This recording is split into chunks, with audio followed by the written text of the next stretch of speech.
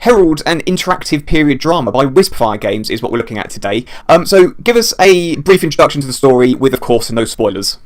You play an Indian boy called Devon Rensburg who's just joined the crew of a Herald merchant ship set for his country of birth. You start to uncover some mystery surrounding the Herald's voyage, and more than meets the eye. More than meets the eye, I like the sound of that. So this looks and sounds to me like it's a Telltale-style adventure game. Is that a fair comparison?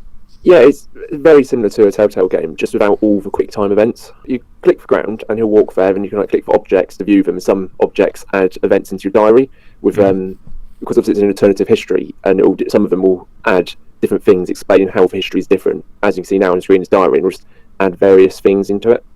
Right, I see. So you'll be given objectives to follow through this book, will you? Yeah, it's pretty linear, to be honest. It's like, go there, talk to him, do that. So you're not lost as much as you are in a Telltale game. You don't walk around aimlessly. You very much know what you've got to do. Because Telltale is very good at making adventures that appear to give you a great deal of choice. But when it comes down to it, the choices actually don't make a huge amount of difference, apart from, maybe a handful of forks in the story. Do the choices in this seem to make much difference?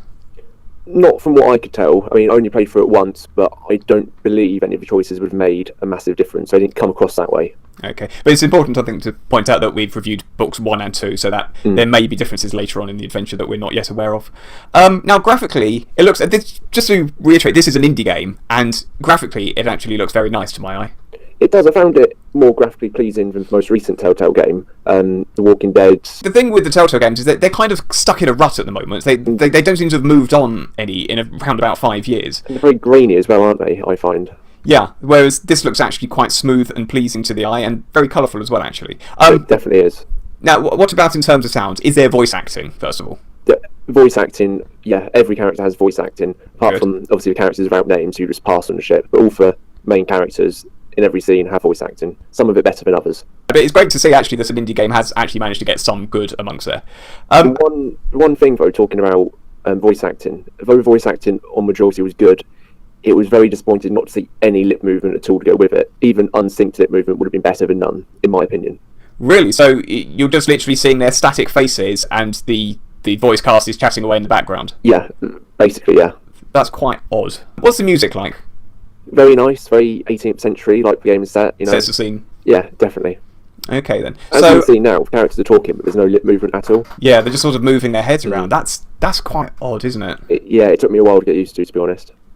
Okay, so in terms of the gameplay, so we've already said it's like a Telltale game. It's obviously an indie game. There are decisions to make, but we're not sure whether it'll make a difference in the outcome. But overall, is it fun to play? Is it a good story? I would say it is fun to play. Some bits more. I mean, the momentum took a while to get going, and then the second episode again took a while to get going. But I did find once it got going, I was intrigued and interested. Right, so the story has a real hook to it. Yeah, it does. Again, I'm going to keep mentioning Telltale games for a reason, obviously, because it's a Telltale-style game. Telltale games tend to have a few technical issues with them. Is this the same? I didn't find any technical issues. I just found when the camera panned across to set the scene, which happens a few times, I came over a little bit motion sick, which is very unusual for me. That is extremely unusual. And now I'm very prone to motion sickness, and I do occasionally find myself being made to feel sick when I'm playing games, especially in PSVR. You, on the other hand, just to add context to this, are normally rock solid when it comes to games. So it's really interesting, actually, that we've finally found one, and that it's basically a graphic adventure that makes you feel sick. Very strange, I've got to admit. Wrapping up, what are the good points of this game? It's a good alternative 19th century drama with voice acting with a good story. So solid voice acting, good story, an intriguing, alternative look at history. I must admit that it's the alternative history that's kind of intrigued me the most, actually. It almost reminds me a little bit of Dishonored. Yeah, it was interesting. Now, are there negatives? Yeah, obviously, like we said earlier, there's no lip movement to go with the voice acting. I found the pacing was a bit off. It could have been a bit more consistent throughout. Obviously, for motion sickness, which might not be prevalent to everyone, but just what I found, as mentioned earlier. And I just wasn't sold on the main character. I'm not quite sure why. I don't know. Was he relatable? A little bit, just maybe not as much. Maybe that was it.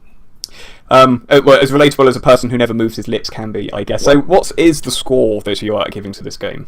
I would say a solid 70%. Solid 70%, and that on our review scale is good. Will you play the other chapters when they become available? Yeah, definitely will be interested in playing them. I'm not sure how long until they become available, but it would be interesting to, yeah.